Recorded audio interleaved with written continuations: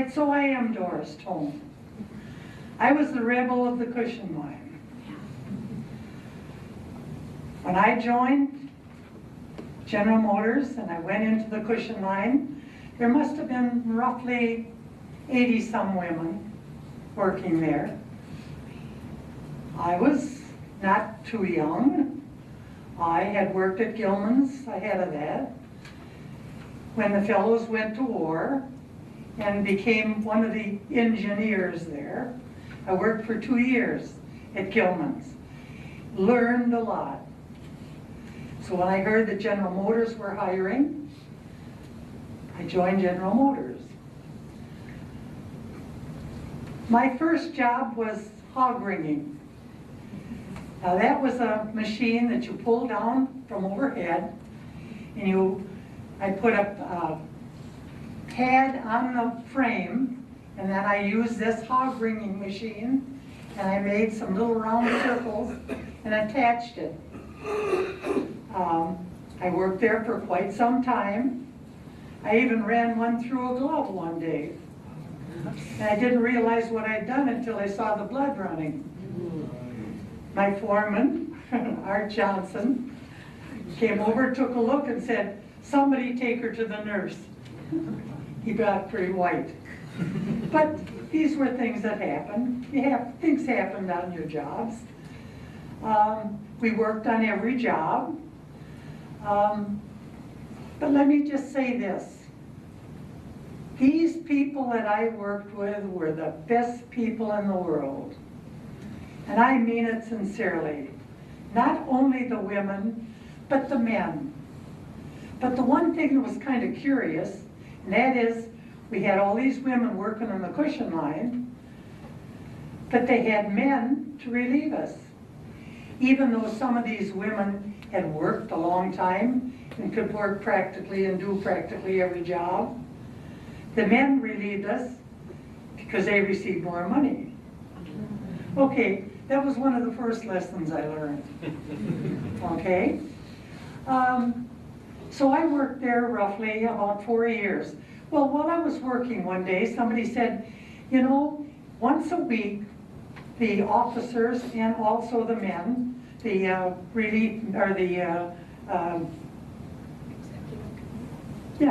the fellows that work out in the plant, went to the union office once a week.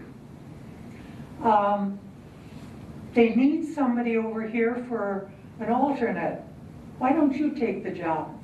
Nobody else wanted it. I said, well, maybe, okay, I will. And I'm glad I did, because it gave me an out. You see, in the cushion line, we were in the cushion line, and that's where we were expected to stay. We did not go out into the other plant. We didn't know what was going on in the other parts of the plant.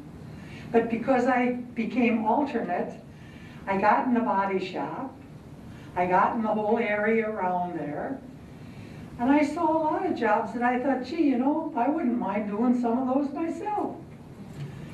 And that kind of was a seed that was starting. And then somebody else said, well, why don't you run for office for recording secretary for the local union? Well, they'd never had a woman before. And I thought, well, maybe I'll try that. And the first thing some of my committee men said to me was, be sure and get your card with the union bug on it. And I said, okay, I'll do that. So I had the card with the union bug on it. I had the committee men, they were handing these cards out to different parts of the plant. But then I decided I was going to come off my shift. I worked on the night shift. I tried day shift for a while, but kept getting bumped back. So I decided, I guess the night shift is my thing. I'm going to have to be there. So anyway, I went off my shift and I went on the day shift. And the cars would go by, open up their window, and I'd hand them my card. Finally, one fellow, kind of an older fellow, says, rolled down the window and he says, you know, I wasn't going to vote for a woman, but as long as you had gumption enough to come off your shift, I'll vote for you. Well, there must have been others that felt that way, because I won my election for office. And believe me, that was a learning experience, because we never had a women's committee, so they sent me to the region to find out how to make a women's committee. And came back, started a women's committee. I also found a lot of other things. They were sending me to these different places, Kenosha, some of these other plants where women work, and I saw that women were working out in the plants along with the fellas. I thought, well, I think that would be real nice. So that was just about the time that the EEOC was coming in, Equal Opportunity Commission. And they said women could work anywhere else that the men worked. And I thought, that's maybe my thing. So I sent a telegram to the state EEOC and to the federal EEOC. And I had the little things to show that I'd sent it, so that I had my own, criteria here. About 2 weeks later, a young man pounded on my door and he said, what's this all about? You want to work out in the plant? And I said, I do. I said, I'd like to. Under the EEOC, I'm supposed to be able to. He said, well, why don't you? And I said, they won't allow me to. He said, well, let me go down to the plant. In about a half hour, he was back and he said, well, you never even signed up for it. I said, young man, I couldn't sign. They wouldn't let me. Well, he said, that's a different story. 2 weeks from that day, I sat with my executive board, because by this time I was a recording secretary, the only woman on the executive board. I sat with all of them. They all looked at me. I had the regional director. I had two lawyers from Detroit. The one fellow said to me, young woman, do you know what you're doing? And I said, you bet your life I do. He said, we're going to have to change all the flow charts. We're going to have to change all the books. Everything's going to have to be changed if we're going to have women working down there. And I said, tough. That ended it. I mean, they had to do it. Okay, so the next step was to sign up for everything that I could sign up for in line with my seniority. Nothing happened. I wasn't getting any jobs. But then I heard through my committee men that the foremen were going down the line saying, if you don't want a woman working next to you, you better take that job. I thought, okay. My next relief time, my next lunchtime, because I had to go way across the plant from where we were. I went to the manager's office. And the officer, his secretary said, and what did you want to see him for? And I said, I'll tell him when I get in there. And I opened the door, and he said, hello. And I said, I'm Doris Thom. He said, I know who you are. Troublemaker. He didn't say that. But that's what he thought. And I said, now I just want to say to you, your foremen are going down the line telling if they don't want a woman working next to them, that they better take the job. He said, Doris, no, I honestly don't know that. He said, I'm meeting with my foreman this afternoon, and I will explain that to them. I said, that's fine. I'll take your word for it. But remember, you, as manager of this plant, are in line for an extremely large fine. I know this, and I'm going to be watching you. I said, okay. So my first job was down in the pit, putting weather stripping underneath the doors. The fellas hated me. The women couldn't get to me because it was too far away, even on relief time. So I worked there. I came home nights almost crying because it was lifting my arms all night long on every job. My husband said, honey, you don't have to do that. And I said, oh, yes, I do. If I die in the process, I'm not going to stop now. So at that time, I was getting a hard time from the relief men because I was taking too much time.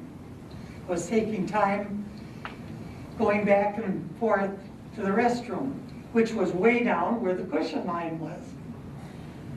About the third time I said, I've had it. This is it. You get me a committee man. The general foreman was in the area and he came over and said, well, what's going on? I said, I'll tell you what's going on. I said, I'm a married woman. I have 2 sons. There's nothing I haven't seen. The next time I have to go to the restroom, I'm going right up here. They both said, you wouldn't. I said, you try me. The next day I had more relief. And it was that way many, many times. It just seemed like it was always pushing, pushing, pushing. But it got to be my birthday. And you know, down there we were all chow hounds. When we brought something, we sent it down the line. I told the relief men, I have got a couple of cakes here, a chocolate cake and a white cake. And I said, when you tell the fellas, if they'd like a piece of cake, come down and get it. I got some plates down here, and I got some forks. Before the night was over, they came. The cakes were all gone. Now the next time you went down the line, they look at you and say, hi. Okay. They really didn't like me any better, but still, things worked out. I eventually tried other jobs. Some of them I was very foolish about. Here I was, a 5'8.5" woman, 200 pounds. I took a job putting headliners in the cars, working in every job, crawling in and out. But you did the job until you found something else. At one time I was carrying windshields, 4 or 5 of them at a time. They didn't have carts then, you know, like they do now. Okay, so I did it. I did it until I could find something else. But I'll tell you one thing. I had a wonderful time while I was working at GM. And I'm not going to say any different than that, because there were wonderful, wonderful people that I worked with. And I finally ended up working in final inspection, in one of the better jobs, better paying jobs. And believe me, I was happy about it, but I didn't continue my whole 30 years. There was a problem at home, and so I went back home where I belonged. But I'll tell you, those years, I wouldn't have changed for the world. And let me tell you, because of that, because of my work at Gilman's, because of my work at General Motors, I was appointed by Governor Lucy to be on the Committee for the Status of Women. There were many, many wonderful things that happened because of that job. And I'm so happy that I worked at General Motors.